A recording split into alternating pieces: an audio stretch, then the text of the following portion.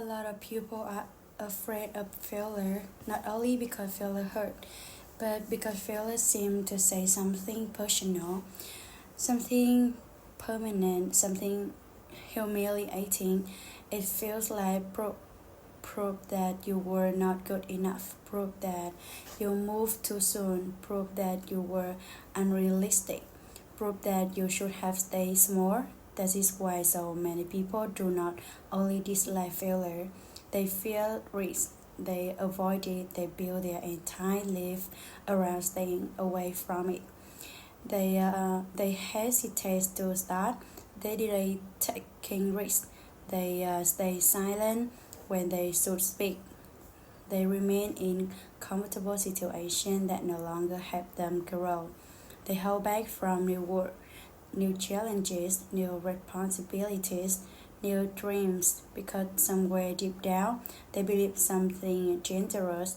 They believe failure is the opposite of success. They believe if they fail, then the part is over, that the attempt has been invalidated, that dream has been exposed as fully, that the future has closed, but real life rarely works that way. Failure is painful, yes, sometimes deeply painful, sometimes embarrassing, sometimes expensive, sometimes exhausting. But failure is not a dead end. Very often it is part of the road, not because pain is glamorous, not because struggle should be romanticized, but because growth usually requires friction. It requires difficulty. It requires going beyond the point where your current ability is comfortable enough to protect your image. And once you go there, failure becomes possible. In fact, in many areas of life, failure become possible is a sign that growth has finally become real. Because if you never fail, there is a good chance you are only operating inside what you already know how to do, inside what is safe, inside what protects your identity, inside what allows you to feel competent without becoming stronger. That may feel stable for a while, but it often comes with a hidden cost. Stagnation, a shrinking future, a smaller self, a life that looks safe from the outside but slowly becomes disappointing on the inside. This is one of the hardest truths people have to learn. You cannot grow much without being willing to fail. You cannot become more capable while demanding that every time goes smoothly. You cannot build something meaningful while insisting that the process always protect your ego. At some point, if you want more from life, you will have to risk looking inexperienced. You will have to risk getting things wrong. You will have to risk not being immediately impressive. And that does not mean you are losing. It may mean you are finally entering the part of life where real development begins. That is why failure is not the end. Very often, it is the pride of growth, not the proof that growth is impossible, but the cost of becoming someone larger than you were before. The person who understands that become harder to stop because they stop interpreting every setback as a final verdict. They stop confusing pain with meaninglessness. They stop seeing difficulty as proof that they should go back. Instead, they begin seeing something deeper. That failure, while unpleasant, is often the tuition for strength, the tuition for skill, the tuition for wisdom, the tuition for self-knowledge, the tuition for maturity. And the people who learn to pay that price without giving up are often the people who eventually believe that look impossible in the beginning. That's why failure is not the end. It is the price of growth. There is a reason failure feels so threatening. It is not only because things go wrong? It is because failure often feels public, personal, and emotional all at once. When people fail, they do not merely experience inconvenience, they often experience exposure. They feel seen in weakness, seen in completeness, seen before they were ready. That can be deeply uncomfortable. Human beings care about status, about belonging, about dignity, about how they are perceived. So when failure happens, it can feel like more than a mistake. It can feel like a ode to identity, I owe to pride, I owe to self-images. A person may say, I failed at this. But what they often feel is, I am a failure. That is very different sentences, and that different matters. Because when failure gets filled with identity, people stop seeing it as an event. They begin seeing it as a definition. Now every setback feels heavier. Now every mistake feels loaded with shame. Now every imperfect attempt feels dangerous. This is why many people do not avoid failure rationally. They avoid it emotionally. They are not just protecting results. They are protecting how they feel about themselves. They are protecting the image of being competent, in control, capable, respected. That design is understandable, but it becomes a trap when it is too strong. Because the stronger your need to avoid ever feeling inadequate, the harder it's become to place yourself in situations that could actually make you stronger. You remain attached to looking ready instead of becoming ready. You remain attached to avoiding embarrassment instead of building resilience. Resilient. You remain attached to preserving confidence instead of earning it at a deeper level. That is one of the quiet causes of fearing failure too much. It does not only keep you from pain, it keeps you from growth. It keeps you from the kinds of experiences that stretch identity, deepen capacity, and force you to build a stronger relationship with reality. And without those experiences, a person may remain emotionally protected for a while, but they also remain developmentally limited. That is why fear of failure should not be treated lightly. It shapes decision, it shapes ambition, it shapes what people attempt, it shapes what they avoid, and over time it can shape the sign of an entire life. One of the biggest reasons people stay stuck is they treat failure like a verdict instead of feedback. They assume one bad result means the path is wrong. One rejection means the dream is unrealistic. On setback mean they are not meant for that kind of life. One embarrassing attempt mean they should return to where they felt safe. But that interpretation is often far too dramatic.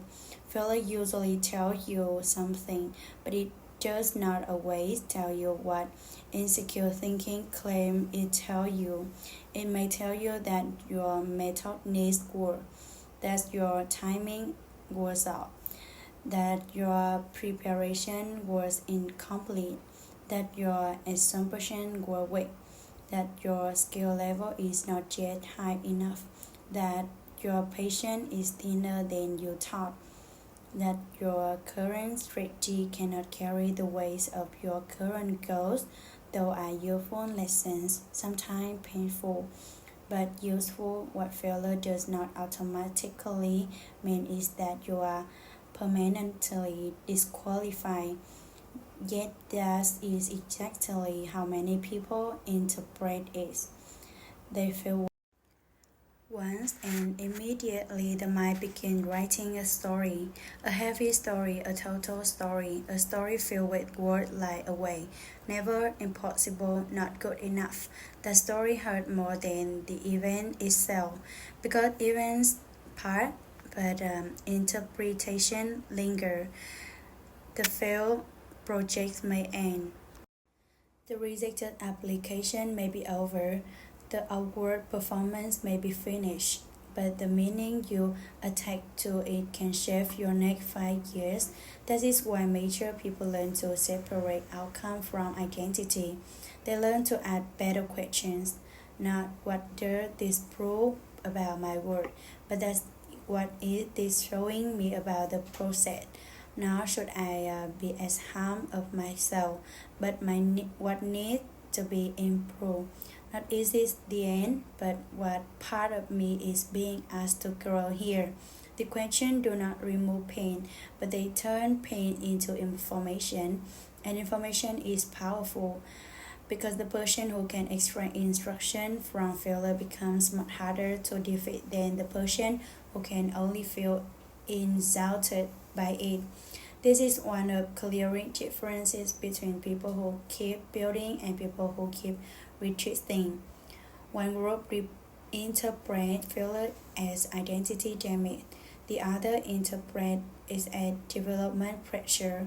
That mindset difference changes everything because one leads to a paralysis, the other leads to growth.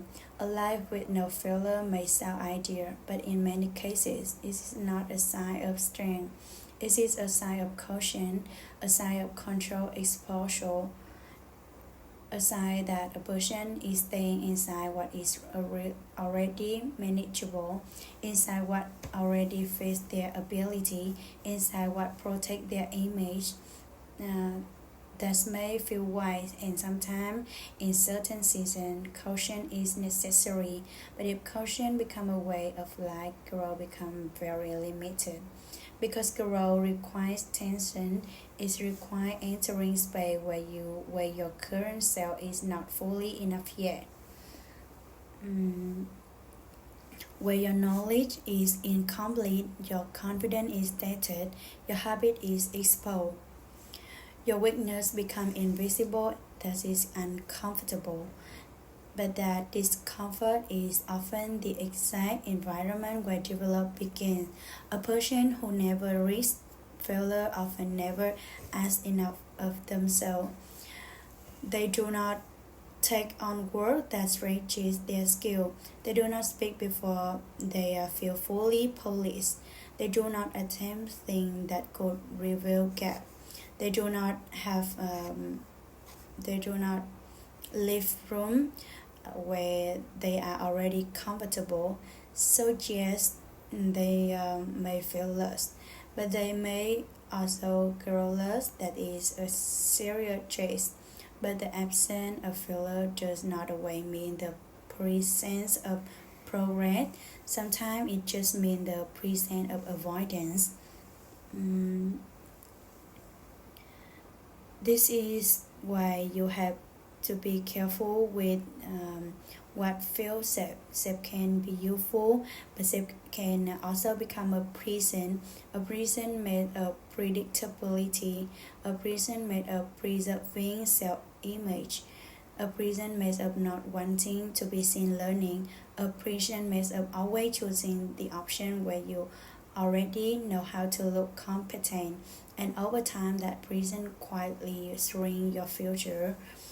You become more comfortable but not more capable, more protected but not more prepared, more polished in a familiar territory but weaker everywhere else.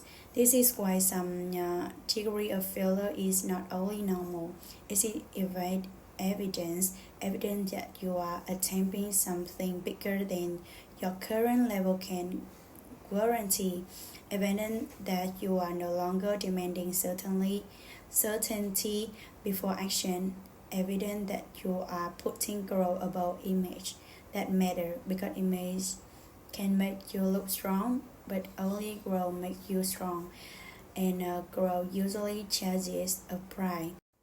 That's why is often failure. One of the reasons people miss real failure is that they expect growth to feel encouraging right away. They expect improvement to feel smooth, rewarding, affirming. They think that if they are on the right path, they should feel more confident quickly, more clear quickly, more successful quickly. But that is often not how growth works.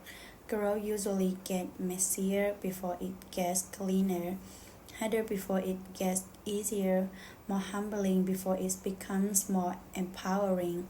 When you start something new, your standard often rises before your skill does. Now you can see more clearly what good looks like, but you cannot yet consistently product it. That graph can feel terrible. It can make you feel worse than before, not because you are regressing, but because your awareness had increased faster than your ability.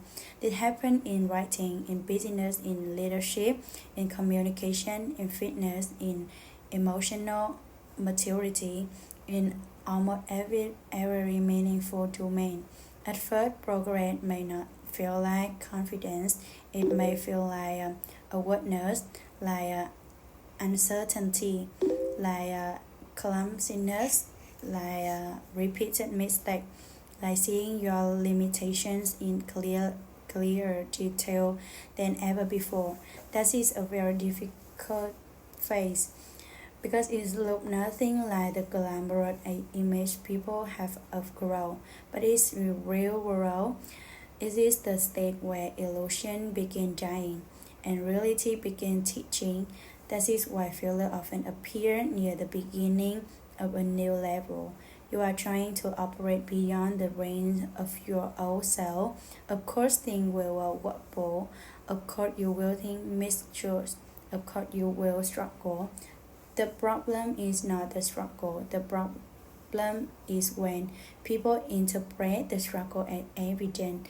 They should go back to what felt easier, what felt smoother, what kept their confidence intact. But smoother is not always better. Sometimes smoother just means smaller. Sometimes easier just means you return to what no longer stretches you.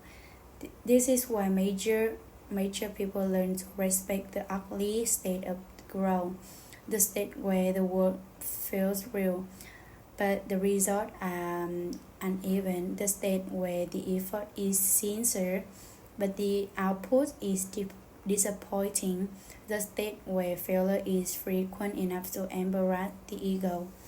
That state is not proof that you should stop. It is often proof that you are finally learning something that matters. Success feels good. It can reward effort, validate persistence, create momentum, and there is nothing wrong with that. But success has one limitation. It doesn't always reveal your weakness clearly. Sometimes success can even hide them. A project work so you assume the method was solid. An opportunity land, so you assume your preparation was strong. A result look good, so you overlook the lucky break, the weak foundation, the inefficiencies, or the habits that would fail under more pressure. Failure is different. Failure exposes, it reveals cracks. It shows you where your system collapses, where your discipline runs out, where your assumptions were too confident, where your emotional control was weaker than you thought, where your preparation was less serious than you imagined. This is one reason failure can be so useful. It tells the truth in a way success often does not. Not the truth about your worth, but the truth about your current level. That truth can sting, but it can also save you, because a person who succeeds without examining their weak spot may remain blind polite for a long time, and polite weakness become extensive later. The leader who never learns from small failure may collapse in a big crisis. The business that ignore early mistake may suffer larger losses later. An athlete who disregards small technical failure may eventually bleed out or get injured. The person who avoids emotional self-examination may keep repeating the same relational failures in different forms. This is why failure should not only be endured. It should be studied not with self-hatred, not with obsession, but with honesty. What failed here? Why did it fail? What was missing? What parts were luck, not skill? What term keeps showing up? What is it teaching me that success never for me to notice? The growth question, and the person willing to add them becomes wiser very quickly. Because wisdom is often built less by being right all the time and more by refusing to waste your wrong turn.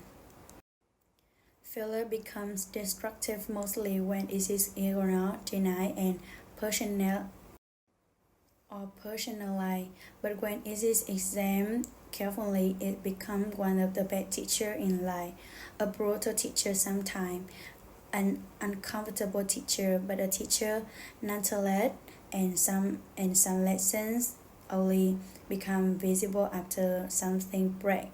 Feel hurt, but shame is usually what turns that pain into paralysis. There is an important difference between the two. The pain says this is hard. Shame says this means something is wrong with me. Pain says I made a mistake. Shame says I am the mistake. Pain is difficult but survivable. Shame is corrosive because shame does not only affect you, how you see the event, it affects how you see yourself, and once the word gets entangled with performance, every failure starts feeling dangerous in a deeper way. Now it is not only about what happened, it is about whether you still deserve respect, whether you still deserve confidence, whether you still deserve to continue. This is where many people get stuck. They are not only trying to recover from failure, they are trying to recover from self rejection. That is much harder because when shame enters, learning shut down, curiosity shut down, perspective narrow. The person stop asking, "What can this teach me?" and start asking, "How do I hide? How do I withdraw? How do I avoid ever feeling like this again?" That is understandable, but it is also dangerous because when shame becomes your main lane, the safest choice will always look like not trying, not risking, not being seen, not attempting anything that could expose imperfection. That may reduce embarrassment, but it also freezes development. This is why one of the most important growth skills is learning to fail without turning against yourself, to feel disappointment without self-contempt, to feel humble without deciding you are unworthy. That is not easy, but it is essential because if every setback becomes an excuse for self-attack, you will not have the emotional stability needed to keep learning, and learning requires staying in contact with reality. Reality includes mistakes. Reality includes unfinished skill. Reality includes seasons where you effort on turn your ability. That is not proof that you should hate yourself. It is proof that you are human and still becoming. The person who can hold that just become resilient, not because they enjoy failure, But because they stop letting shame turn every hard lesson into an identity crisis. This is one of the most important distinctions a person can learn. Failing does not always mean you are incapable. Often it simply means you are inexperienced, you have not done the thing long enough. You have not faced enough version of the challenge. You have not yet built the pattern recognition, technical skill, emotion, steadiness, and decision making depth that competence requires. That is normal, but many people do not treat it as normal. They fail early and immediately assume the ceiling has been reached. They assume inability when what they are really seeing is immaturity of skill. That misunderstanding costs people years. The early stage of almost every worthwhile pursuit involve awareness. A beginner rider ride with pace. A new entrepreneur makes flow decision. A first-time leader mishandles tension. A person learning boundary says no awkwardly. Someone trying to improve their health relapses into old habit. Someone learns to speak publicly feels stuck and exposed. That does not mean the people are dumb. It means they are early. Early is not the same as incapable, but insecure thinking confuses the two. It says, if I were meant for this, I would already be better. Does it really true being meant for something? If that phrase means anything at all, usually include being willing to survive the early stage where you are not yet good at it, where you look less polished than you hope, where progress is not obvious, where failure visits often enough to test your seriousness. That straight discourages many people, not because they truly cannot improve, they because they but because they are unwilling to look inexperienced long enough to become experienced. That is very costly form of pride because nobody skipped the early stage entirely. Nobody begin with mastery. Nobody start at the polished version. To demand that of yourself is to demand an impossible beginning. Grow out for something humbler. It's art for repetition, correction, patience, the willingness to be a beginner without turning that into a personal insult. When a person understands that, failure becomes easier to interpret wisely. It stops meaning I cannot and start meaning I am still learning how. That is a much more powerful sentence because I cannot closes the door. I am still learning how keeps it open.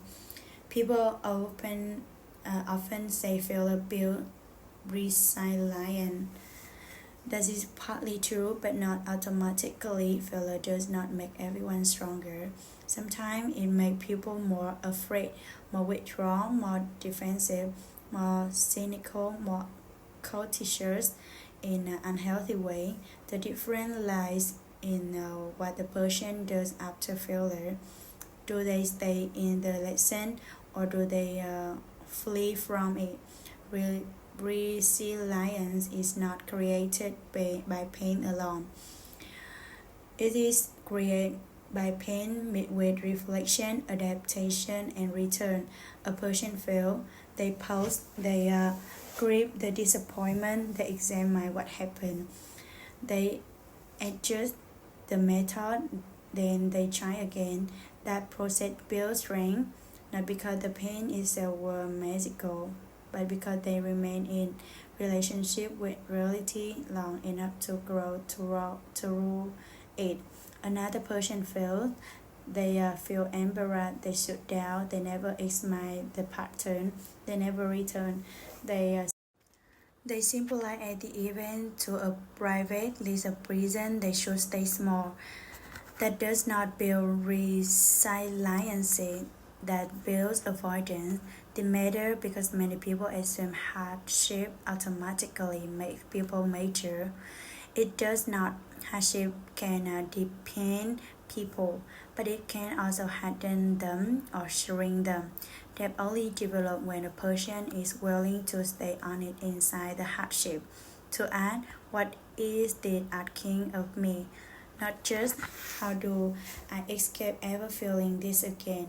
This is why some people emerge from different seasons wiser and steadier, while others emerge more bitter or more timid. The event alone does not decide the outcome. The relationship to the event matters. Do you let it take you? Do you let it refine you? Do you let it humble you without destroying your courage? Do you let it show you where you still need to grow? That is where resilience is built. It is built in return. It is not disappearing. It is not letting failure become the final word. The resilient person is not the one who never gets shaken. It is the one who gets shaken but keeps rebuilding, who keeps learning, who keeps re-entering the world, who keeps choosing growth over retreat even after being humble. That kind of person becomes very strong, not quickly but deeply. This is something many people know in theory but resist in practice. If you want to do anything meaningful, you will likely pass through a season of looking foolish, a season of sounding less impressive than you hope, of producing work below your standard, of making mistakes that are visible, of being seen learning. That season is unavoidable, and yes, many people try to skip it. They want the confidence of mastery without the awkwardness of a apprenticeship. They want respect before they have been tested. They want competence without the public discomfort of being incomplete. But life usually does not offer that deal. The musician play badly before playing beautifully. The speaker stumble before speaking with authority. This builder makes quick attempt before building something solid. The leader misjudges before leading with maturity. The person learns emotional honesty, say the wrong thing before learning how to say the true thing well. This is not failure in the deepest sense. It is development from the outside and often from the inside. It feels like failure because the goal had being seen unfinished. It has not knowing. It had a what net. It had the gap between vision and execution. That is why so many people quit in the middle of becoming. They are not only tired, they are embraces and they interpret embarrassment as a sign they should stop. But embarrassment is often just part of visible growth. A person who can tolerate that gain a huge advantage because most people would rather protect their image than build their future. They would rather look competent now than become truly capable later. So they stop too soon, they hide too quickly, they retreat to what let them appear poorly. Meanwhile, the person willing to look foolish for a while keeps learning, keeps refining, keeps surviving the gap, and once they outsiders see confidence, skill, authority came, they call it talent, natural ability, luck. They rarely see the earlier season clearly.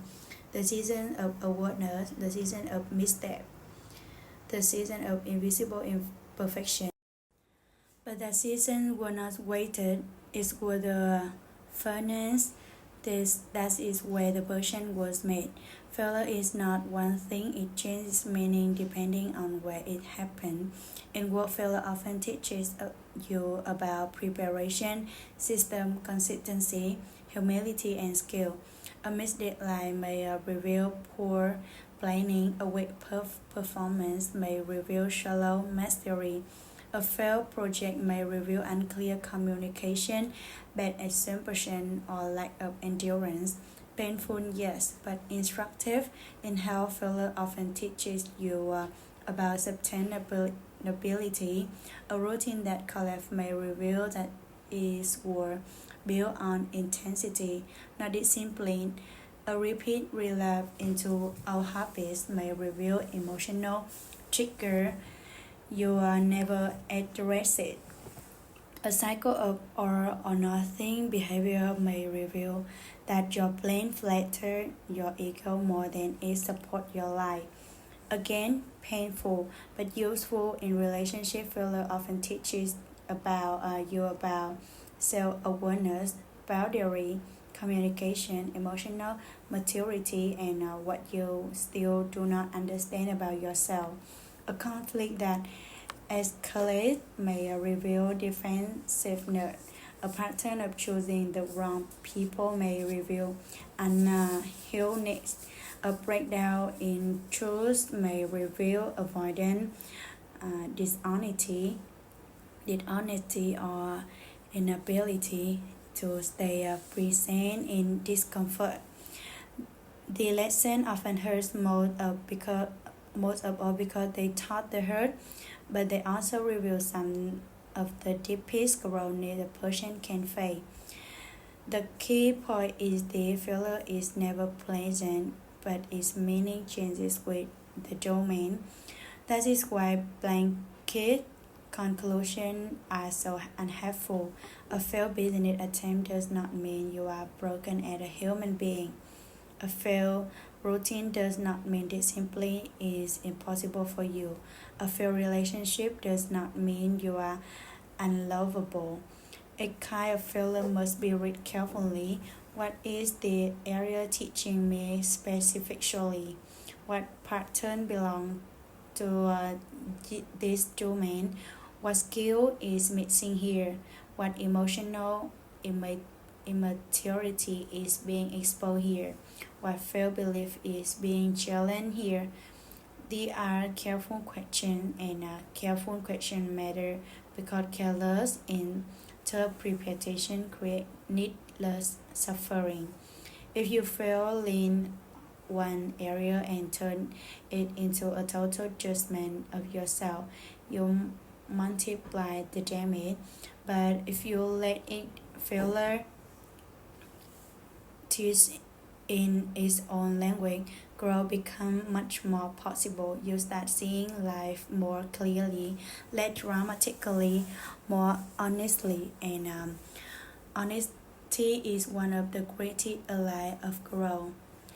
A lot of people think pure failure is thing that prove they should stop. That means the path is closed, the rim was native. The efforts were weighted. They think failure is a verdict, a final word, a tension handled down by reality. But very often it is something else. Very often it is a teacher, a mirror, a pressure point, and refining fire, a painful but necessary part of becoming. That is why failure is not the end. It is the bride of growth because growth asks more from you than comfort ever will.